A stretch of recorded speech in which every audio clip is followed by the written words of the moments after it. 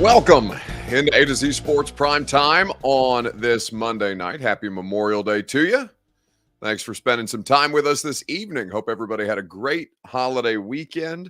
It was fun to get some time away, to get some time to relax, but now we're back to it, and we've got some interesting news to talk about. If you were listening to the radio show on Friday, then you know at some point in the noon hour, the news broke that the Arizona Cardinals were going to release Deandre Hopkins and have since made that move official.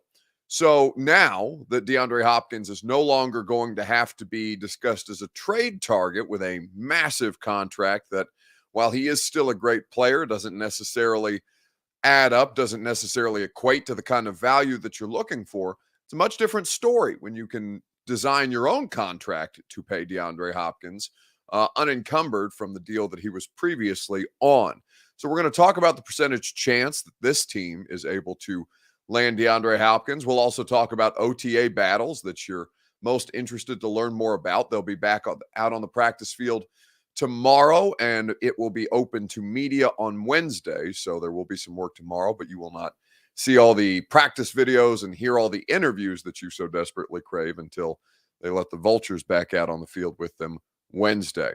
We'll do this as a free site because that's what we do on the first primetime show of the week, and we'll get to all this great content with you. Before we do that, though, need you guys to share this show on Facebook, YouTube, Twitter, and Twitch. If you're hanging out on Twitter, please retweet the show in the bottom right-hand corner of your screen.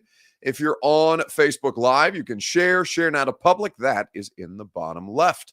If you're on YouTube or Twitch, you can like the video. You can subscribe to the channel. If you've done both of those things, you can tell your friends to do the same. We would be grateful for you that way, with all kinds of different stuff to talk about. And I know a lot of people's opinions going to be flying fast and furiously asking about DeAndre Hopkins in Tennessee. Let's go ahead and get it started. Welcome into A to Z Sports Prime Time from the Superbook Sports Studios. I'm your host, Buck Rising, and I am proud, as always, to be presented to you by the Ashton Real Estate Group of RE/MAX Advantage. Go to GaryAshton.com, get your dream address without the stress.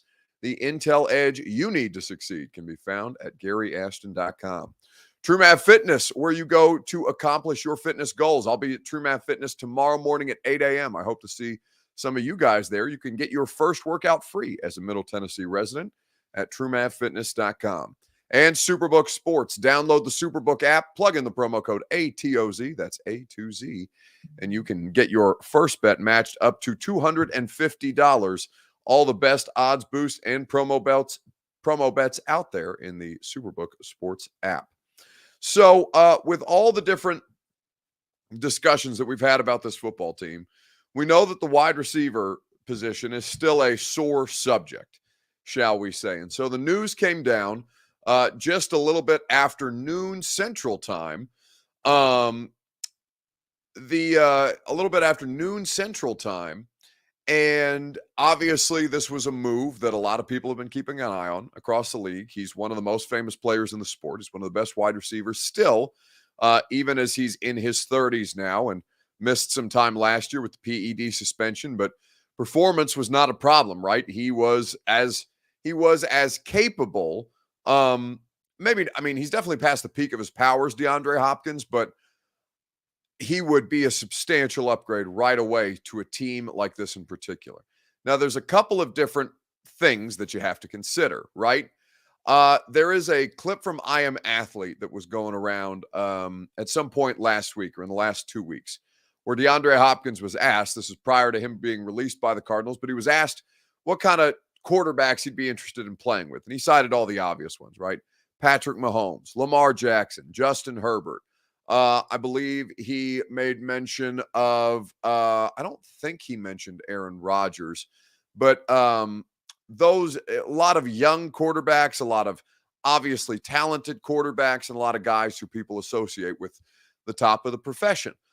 He mentioned that he did not want to break in another young or rookie player at the position. He wanted to work with a veteran quarterback and a team that's got a good defense.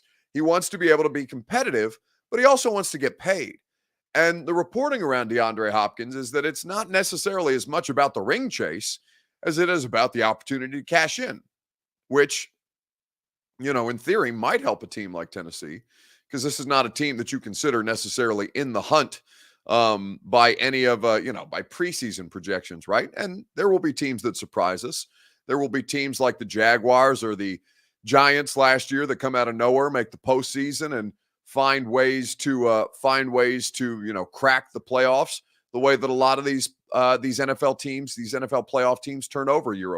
It's one of the best bragging points the NFL has, that they're able to turn over. It's something like 35 to 40% of their playoff teams every season, in ways that keeps fan bases engaged, despite how it feels with the normal participants being involved. The Bills, the Chiefs, the Eagles, the familiar faces, right? There are going to be those, but there's always a team that comes out of nowhere. And, the Titans certainly have a track record of surprising people when they have been counted out. But we know that the wide receiver situation is bad. So I want to ask you this question, your Two Rivers Ford take, on Facebook, YouTube, Twitter, and on Twitch. Let me know what percentage chance you would give the Titans of landing Deandre Hopkins. We're going to talk about it together. You can respond in whichever streaming platform you're choosing to view us on tonight. What percentage chance you give the Titans of landing D-Hop? Let me know on Facebook, YouTube, Twitter, and Twitch.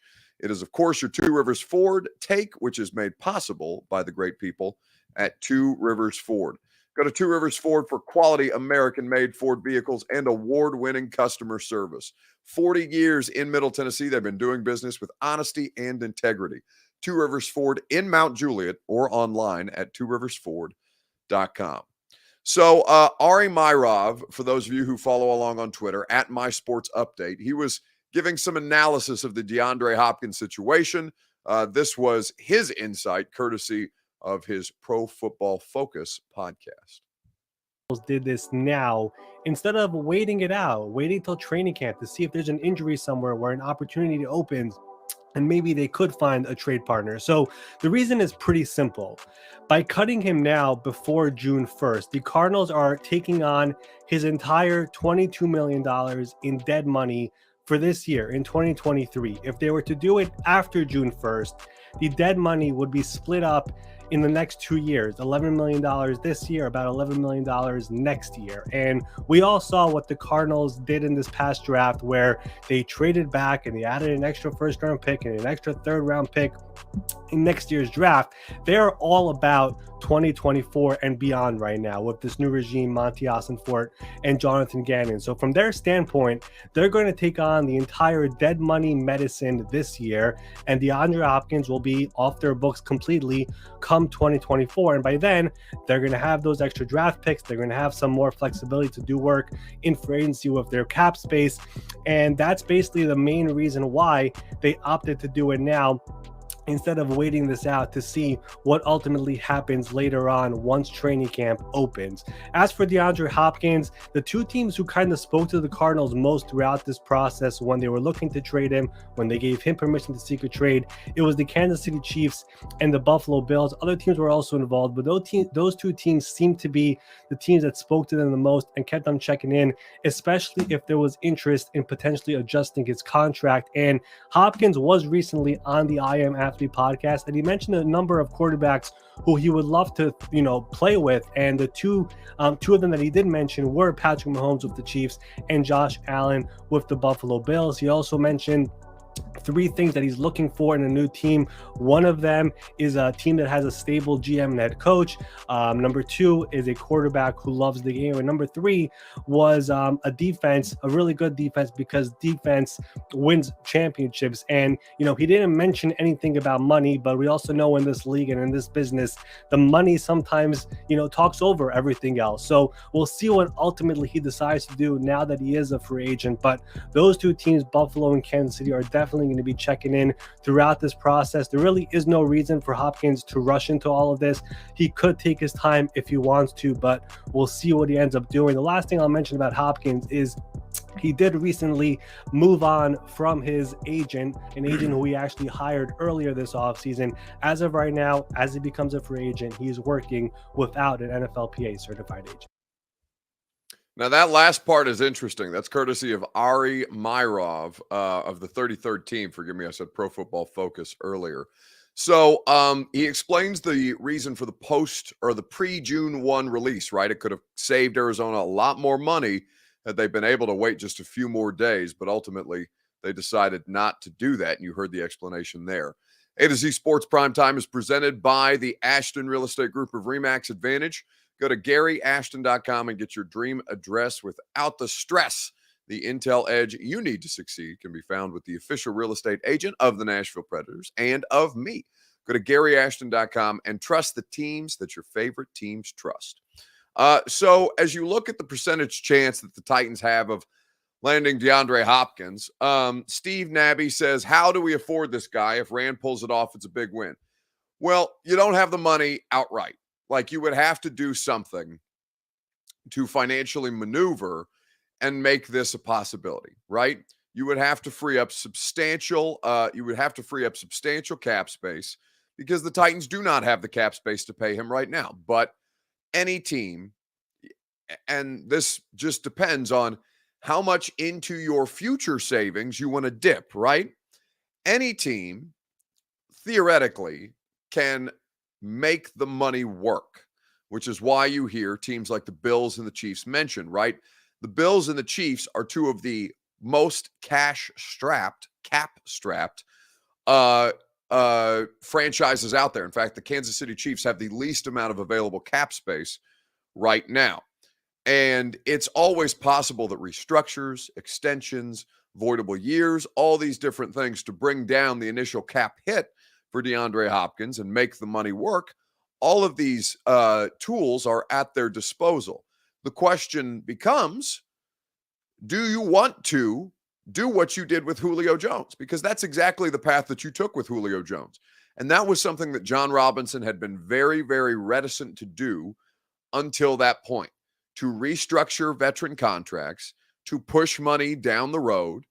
If you did that in this instance, it would probably involve Ryan Tannehill, Derrick Henry, or Kevin Byard.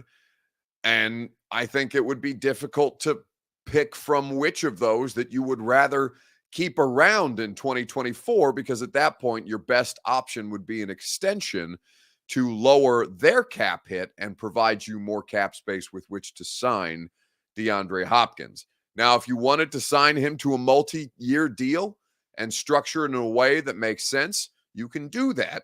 You also would probably have to fork over a substantial amount of guaranteed money. And you have to consider that DeAndre Hopkins, I mean, the best selling point, I don't know what the best selling point for DeAndre Hopkins in Tennessee is. The best selling point is probably the coaching staff. Mike Vrabel, who he knows, they both were together in Houston. Tim Kelly, who he played for as an offensive coordinator. The year that they lost to the Chiefs in the divisional round was Hopkins' last year with Houston. That was Tim Kelly's first year, I believe, as the OC in 2019. You can do these things in a variety of different ways. Kenny Hill says Kevin won't take a pay cut.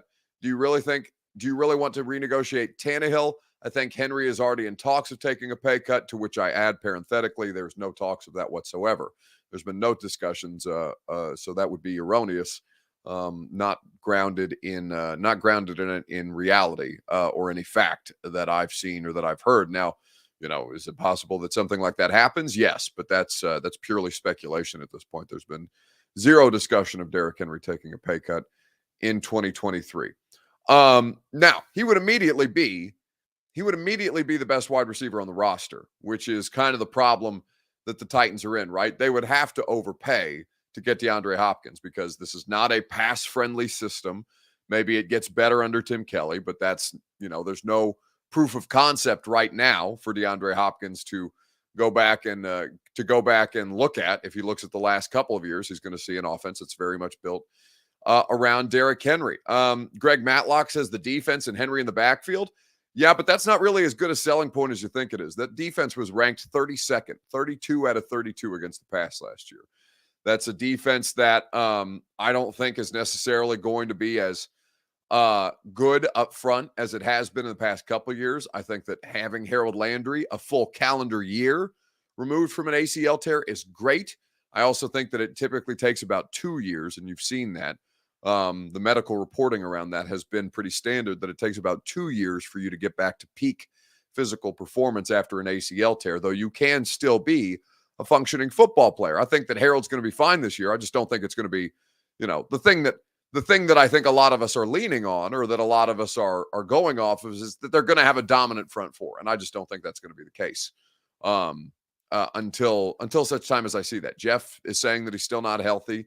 Harold is somebody that I'm going to give some grace to, even though I understand why people might be a bit anxious out there with him. Arden Key is a full-time starter for the first time in his career, and their depth is not very good. Their depth is not very good at all. I think Rashad Weaver is a fine rotational player, but I don't think beyond that they have anything that I feel good about at this stage. So I wouldn't say that their defense is good right now. I think they have a lot of questions in their secondary. I think they got a lot of questions up front.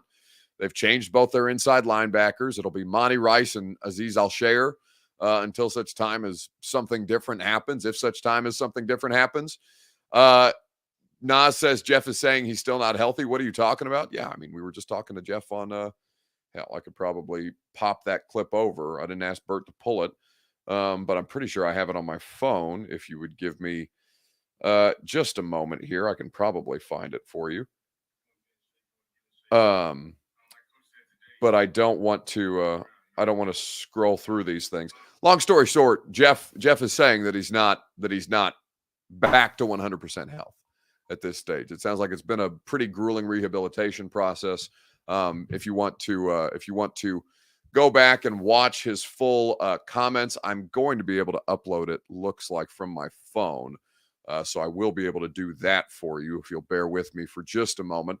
But I do think that front is something that I have a significant amount of questions about at this stage, because Jeff is saying that he's still not completely healthy. And as soon as this, if you'll give me about a minute for that to upload, we'll be able to make that happen. So DeAndre Hopkins, the defense is not a selling point to me. Defense is one of the defense and offensive line. Those are the two most difficult things to carry over year, just because it's so physically brutal, right? Offensive line, you're getting into a car wreck every play. Defense, you're tackling, you're hitting, you're taking a more physical toll on your body than other positions might, other than special teams, right? With kickoff and punt return and things like that. It's not something that I assume by any stretch of the imagination. Now, I think Jeff is still going to be a good player. I think Harold's still going to be a good player. I think that Arden Key is a move that I like. And Danico Autry's getting older. He's in his 30s. He's getting into his mid-30s. He's got knee stuff that's been popping up in the last couple of seasons. And so I don't assume that he's going to be as good, though I think he's going to give it his 120% effort, right? Like at some point, that is going to fall off. So I don't know that it's going to be this year, but a lot of people are assuming that the defense is something that they can count on, and the defense is not something that I'm assuming that I can count on by any stretch of the imagination, while completely understanding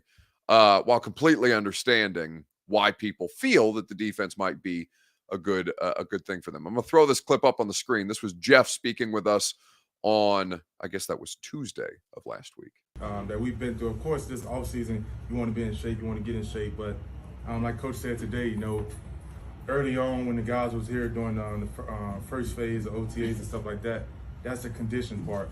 Then it's come with the technique. Now we're on the field. So I think my thing is just getting my feet back in the ground. It's been, a while since I've been healthy. It's been a while since I felt myself.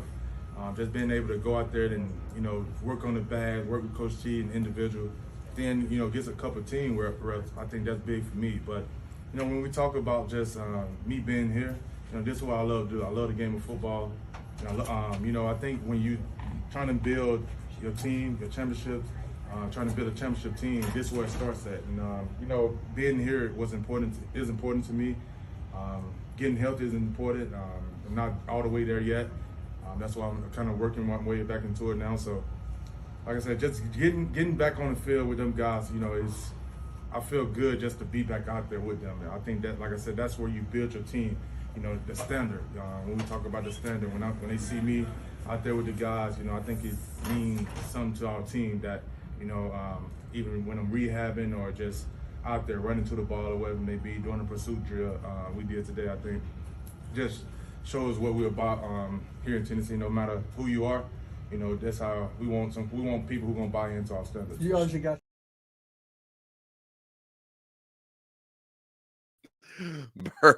Bird is playing jokes on us with his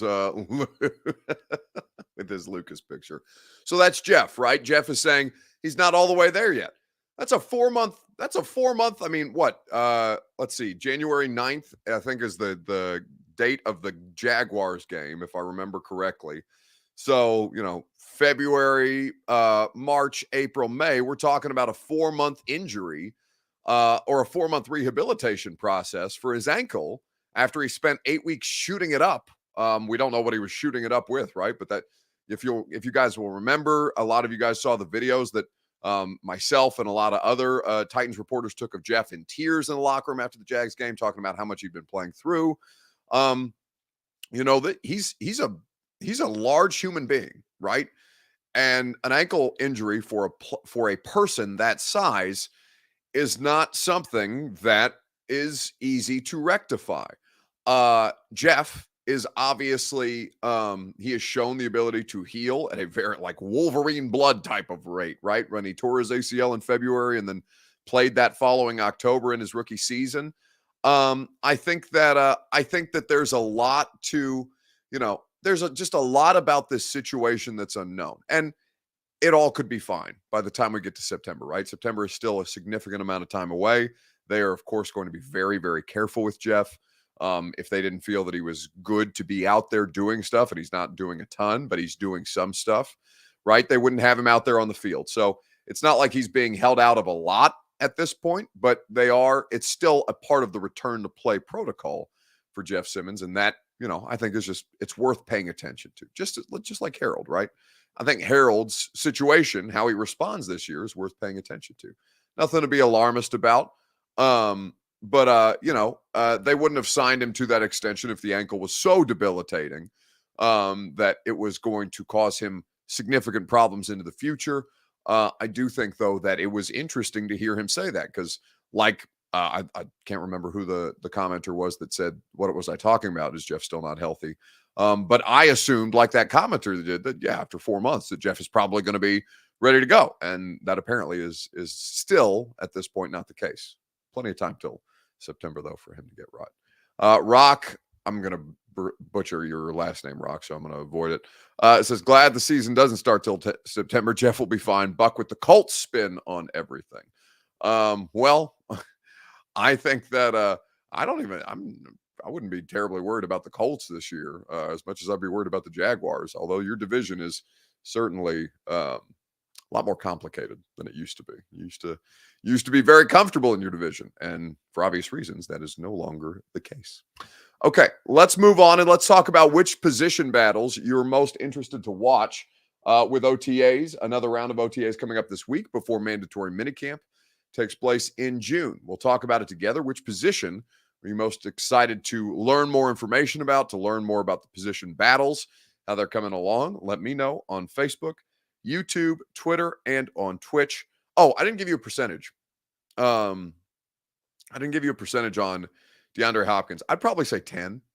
I'd probably say 10% chance just because of the coaching staff. I think that Mike Vrabel and Tim Kelly are good enough to account for a 10% chance. And I still think it's unlikely, but Julio was unlikely. Now, you can argue that you wish Julio never happened, and, the 4th round pick and the dead money that you still have on your books because of Julio, you probably wish never happened. And it's feasible to envision a scenario where Hopkins plays out very much like Andre Johnson, Randy Moss, Julio Jones, all these guys at the end of their career who come to the Titans. But I think that when you look at all the different, scenarios that are going to be posed for DeAndre Hopkins, I don't think that rings matter the most to that guy. I think getting paid matters the most to that guy. Just like the vast majority of players. I think that's hard sometimes for fans to wrap their heads around. And, it's kind of counterintuitive, right? You assume that what players want the most in the world is to win a championship. When in reality, that's not really what's the most important to them. They don't take the same level of pride that you do in your favorite team, right? Because it's not necessarily like that for them. It's a business for them, just as the same way that we talk about it as a business for teams dealing with players. It's also a business, and should be a business first mindset for players when dealing with teams. And Deandre Hopkins, I think, represents what most players are about, which is about their bag. So he'll go to the most financially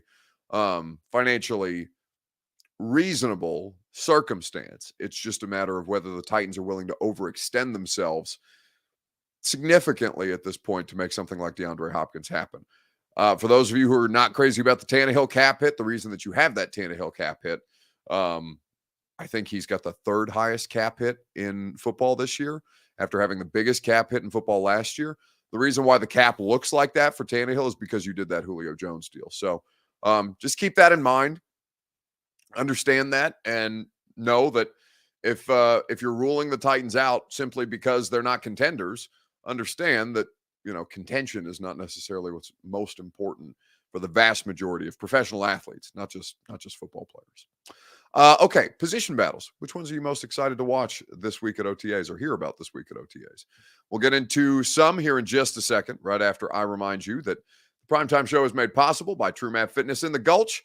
Go to TrueMathFitness.com for your first workout free as a Middle Tennessee resident. TrueMath Fitness is the best place for you to get yourself right. I was out on the boat this weekend. I know a lot of you guys and gals were too. If you were feeling a little uncomfortable in your swimsuit, maybe had a few more pounds from last year than you thought you might, TrueMath Fitness will help you take care of that in no time flat. They're going to help you do it safely in a healthy way with the best coaching staff and the best workout program. I'll be at TrueMath Fitness tomorrow at 8 o'clock, by the way. So if you guys are stopping in for your first workout free, if you haven't tried it yet, maybe I'll see you tomorrow at the 8 a.m. TrueMath Fitness class in the Gulch. TrueMathFitness.com is where you go. So what position battles are you most interested in learning about with another round of OTAs this week? Let's see. The O-line, it has to be better, says Billy Jones.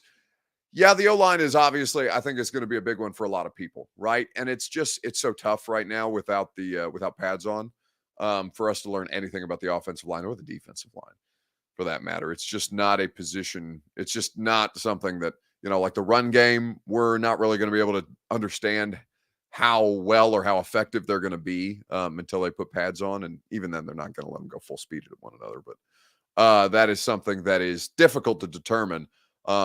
But right now, at least they have an idea of who they want their starting offensive line for training camp to be. Let's see, position groups. Safety, says Fade. Adding Elijah Molden to the safety depth, it makes the safety depth a lot more interesting, a lot more viable, I think. They did add an undrafted rookie player that I don't remember his name off the top of my head. I want to say he was wearing number 33 out there, but I would have to go back and look at my OTAs roster that I unfortunately threw away after practice the other day. But I'll get a new one for you on Wednesday, and we'll be able to go through that together. I would say that the quarterbacks is probably the most interesting at this point. I don't think that Will Levis is anywhere close to starting over Ryan Tannehill, nor do I think that's something. I mean, it would have to take Tannehill getting hurt or Tannehill experiencing a significant talent drop off for Will Levis to see the field at all this year. But I do think that the quarterback competition is something that people are going to have their eyes the most on.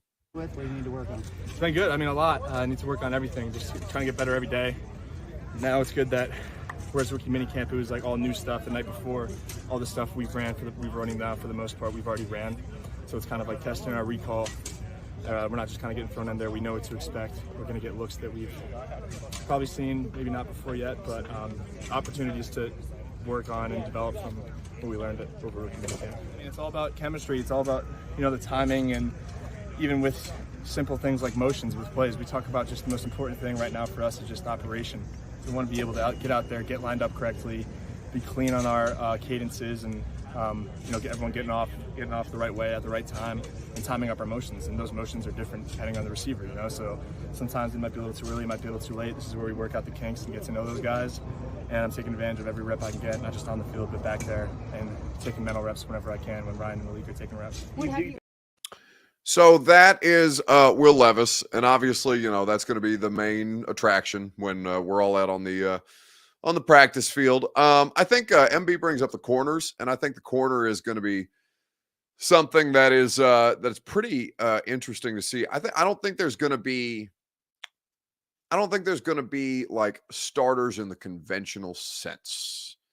Like, I'm sure they will have preferred starting outside corners, but I think you're going to see a lot of different dudes out there on a regular basis. I think Molden is going to play some safety. I think he's going to play some corner.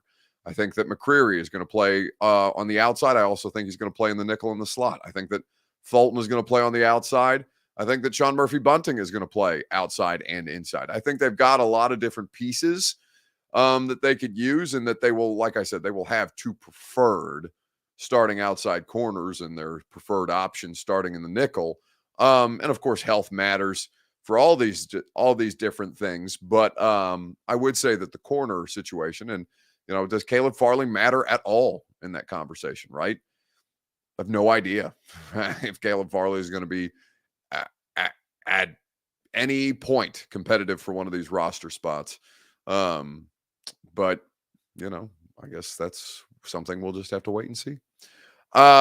Let's see. Titans are still a bum franchise, says boxing historian, that will never be Super Bowl winners. I mean, they haven't yet. We'll find out if they do. We'll find out if they make it at some point. SMB says Big Dog is going to be all over the football. We'll see. I think that he is an interesting piece to add into the equation, and you could always do with more corners, right? You certainly learned that in the last couple of years. Billy Jones says Farley is such a bust. Alex M agrees. To this point, he is a bust. It's not too late for him to change that narrative, but yeah, they have a lot of high draft capital invested in the corner spot. Think about that. Let's see. Fulton is a second-round pick. McCreary is a second-round pick. Farley is a first-round pick. Molden is a third-round pick. Murphy-Bunting, I want to say, is a second-round pick. So that's, between five of those players, they are all five players that have been selected in the first 2 days of the draft, right? In the first 3 rounds of the draft. That's a lot of draft capital to dump into the corner position. And they're, some of them are Titans players, and Murphy-Bunting is obviously not a guy that they're adding into the equation. I do think that is going to be interesting. Danny Sutherland says, will there be a competition at left tackle? I don't think so. I don't think Jalen Duncan's going to beat out Andre Dillard at this point. And if Dillard is really, really bad, then maybe they think about Skoronski out there. But I think Skoronski,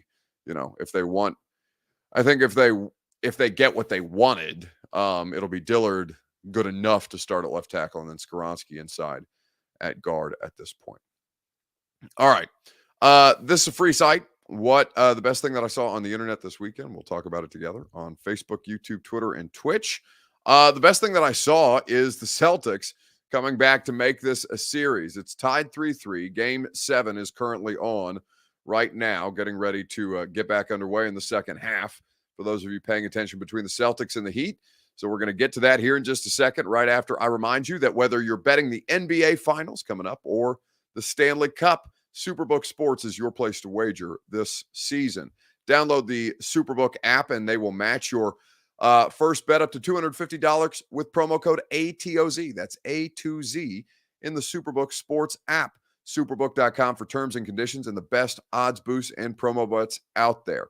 Superbook will get you the best offers on all your favorite Tennessee teams. Tennessee, they even have a Tennessee tab for all your favorite Tennessee teams, whether that's the Vols playing baseball right now going on in local sports, or preseason football right around the corner. Superbook.com is where you go for terms and conditions. Gambling problem, call the Tennessee Red Line, 1-800-889-9789. So what is most compelling to you about this Game 7, this Eastern Conference Finals that's getting ready to wrap up? Celtics right now trailing Miami, but keeping themselves in it better than the first 3 games, certainly. I think that this is, I think it's going to be pretty interesting to see the way that plays out with all the different ebbs and flows of this series that have come about. But I would say that Paul Pierce is feeling himself. Paul Pierce is feeling pretty confident about Boston, even though they're currently trailing by 16 with just over 10 to play in the third quarter. It don't get no better than this. And, Boston is all about the dramatics. and so, I remember that game with Cleveland just going toe-to-toe with Brown. But we played in so many game sevens. Yeah. I can remember so many classic memories. But it's a reason why we're one of the best in these type of situations. I mean, you just look at the fans we got, especially at home. It don't get better than a Game 7 in Boston. So that is Paul Pierce on the pregame set talking about Boston. Boston currently down 16 again, as I said, in the second half. Jay Street says, finally a 35-plus minute show. Buck, we need this more often. Listen, Mother Bleeper, I am doing 5 streaming shows a week, 5 3-hour radio shows a week, and 2 podcasts once a week. Whatever time I got, you'll take it. I appreciate that you enjoy the primetime community. I love that you guys show up when you do, but there is too many platforms for me talking, for the complaint to be that I'm not talking enough. So if I'm not talking enough for you here, I have 3 other shows that I'm responsible for hosting at least throughout the course of every week. So you can get your fix elsewhere, but you can also get your fix here because we are here Sunday through Thursday night. Kenny Hill says, damn, do you have kids? No, I do not have kids. I have 2 cats. I'm very, very, very happy with the lack of that's not really for me, that whole scene. Now, maybe, I don't say anything definitively, but that whole nuclear family situation, not necessarily for me, I would say. Stephen King says, where do we find the live install show? Well, here's the thing, okay, because a lot of you guys have asked me that question. For those of you who don't know, Greg Cosell flew down from Philadelphia from NFL Films headquarters. We did a live show at the Hutton. It was a badass event. So cool. Somewhere between, I think, 100, 120 of you guys showed up to hang out. 2.5 hours, we did the podcast, and it was all recorded on audio and video. So the audio we're releasing in separate parts because Greg and I, that was a heavy lift. It was a big event, and we were happy to take some time off. So we're chopping the live show up audio-wise into different parts and pieces. We're not going to put the whole show, the whole 2.5 hour live show on YouTube because I just didn't think that people would watch 2.5 hours straight of that. So we're going to take clips from it. But if you guys want to go to those things and if you guys want to see those things, then I'd like for you guys to attend those things. It's not like I'm holding out on you. I do think that we provide you a fair amount of content, and there will be clips of that certainly. But we didn't think that it made sense to put out a 2.5 hour live, it was live, but a 2.5 hour podcast on YouTube, when I thought the clips would probably do socially a lot better. And like I said, I want you guys to go to these things. So I'm not going to give you the whole thing because I'm certain that we're going to do stuff like that again. And I want there to be, some incentive to go, not just, you can find the whole thing on YouTube afterwards. Yes, we would put up the whole show. Yeah. I thought about, like I said, I thought about it, but I would rather do it the way that we're doing it. So that's the way that we're going to do it. And of course, you can catch the full show via the Install podcast feed. Okay, that is going to do it for us tonight. I hope you guys had a great evening. Hope you had a great weekend. Radio show, we were not on the air today. Obviously, Memorial Day. We're back on the air tomorrow.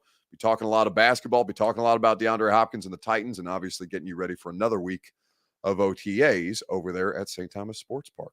Have a great rest of your evening, and I will talk to you tomorrow night if I don't talk to you on the radio show. You're on A to Z Sports Prime Time. See you guys. Are you surprised to hear that? Certainly not. The first year we took it to the limit. And I was in Miami with my new beach house. Well, it was a couple minutes from the beach. It's been 20 years since then. We haven't been too strong in the last few years. Oh, we've been strong. We're just playing by the rules. You can't have a newcomer come in and steal a show.